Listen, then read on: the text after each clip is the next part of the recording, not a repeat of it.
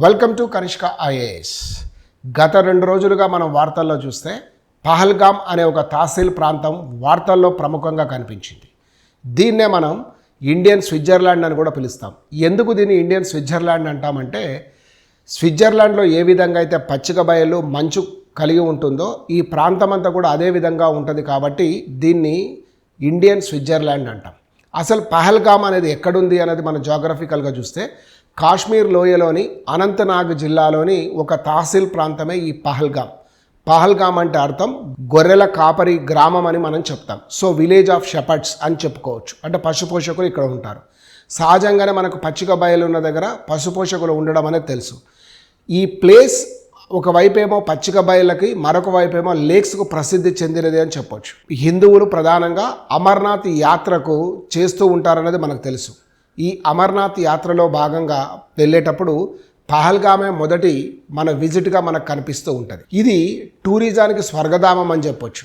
2024 లెక్కలు చూస్తే దాదాపు 35 లక్షల మంది దేశీయ విదేశీయ పర్యాటకులు ఇక్కడ వచ్చారు. ప్రధానంగా ఇది మార్చి నుంచి జూన్ ప్రాంతంలో అత్యధికంగా ప్రజలు ఇక్కడికి రావడం జరుగుతుంది. ఈ ప్రాంతంలో లిడ్డార్ అనే నది కూడా ప్రవహిస్తుంది అని మనకు తెలుసు. నిజానికి నిన్న పాకిస్తాన్ టెర్రరిస్టులు కాల్పులు జరిపింది ఈ పహల్గామ్ సమీపంలో ఉన్న బైసర్ అనే ప్రాంతంలో. ఇది ఒక మారణకాండ. ఈ బైసర్ అనే ప్రాంతం నుంచి 11 కిలోమీటర్ల దూరంలో తులిప్ అనే ఒక సరస్సు కూడా ఉంటుంది. ఇది సముద్ర మట్టానికి 3533 మీటర్ల ఎత్తులో కనిపిస్తూ ఉంటుంది. అదేవిధంగా దీనికి సమీపంలో ఉన్న మరొక ప్రాంతాన్ని మనం ఏమంటామంటే చందన్వారి.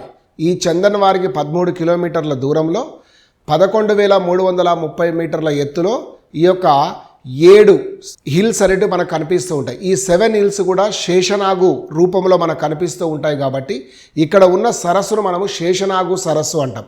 ఇక్కడ నీరు బ్లూ అండ్ గ్రీన్ కలర్లో మనకు ప్రధానంగా కనిపిస్తుంది. హిందూ పురాణంలో పేర్కొన్న శేషనాగు రూపంలో ఉంది కాబట్టి ఈ యొక్క దీన్ని శేషనాగు సరస్సు లేదా హిల్స్ అని చెప్తాం. మనకు ప్రముఖంగా అంతరించిపోతున్న జంతువులను కనుక చూస్తే ఇక్కడ కూడా కొన్ని కనిపిస్తాయి. అవి ముఖ్యంగా స్నో లెపర్డ్ కానీ, ఏషియాటిక్ బ్లాక్ బేర్, అదేవిధంగా రెడ్ ఫాక్స్, హిమాలయన్ డీర్ మొదలైనవన్నీ కూడా ఇదే ప్రాంతంలో ఉంటాయి ప్రధానంగా అనేది మనకు తెలుసు. ఇది ట్రెక్కింగ్ కూడా ప్రధానమైన ప్రాంతంగా మనం పేర్కొనవచ్చు. ఈ యొక్క పహల్గామ్ మరియు బైసర్ మొదలైన ప్రాంతాలకు సంబంధించిన సమాచారం. Thank you all. Will meet in another video.